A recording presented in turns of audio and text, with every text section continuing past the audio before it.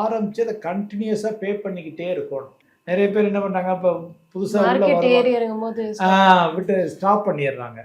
So 6 மாதம் கட்டுவாங்க. இப்போ மார்க்கெட் என்ன ஒன்றோட வரவே இல்லையே, லாபமே இல்லையே, நான் 6 மாதம் 20,000 ரூபா போட்டேன், இப்போ பார்த்தீங்கன்னா நெகட்டிவ்ல இருக்குது, நஷ்டமாயிருக்கு, எனக்கு இந்த முதலீடே வேண்டாம் அப்படின்ட்டு போயிடுவாங்க.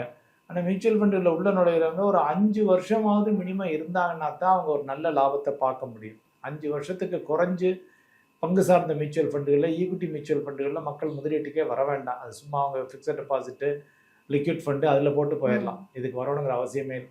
ஸோ இப்போ இங்கே நம்ம பேசுகிறது வந்து 25 வருஷம் 30 வருஷம்னு பிளான் பேசுகிறோம்.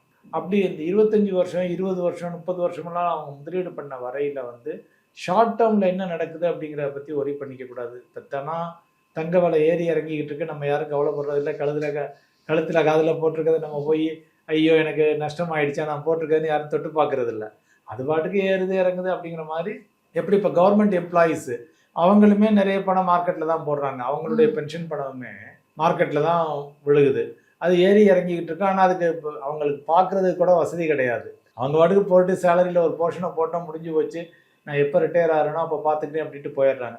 ஸோ அது மாதிரி இருந்தாங்கன்னா மியூச்சுவல் ஃபண்டில் வந்து ஒரு பெரிய சக்ஸஸ்ஃபுல் இன்வெஸ்டராக மாறலாம்.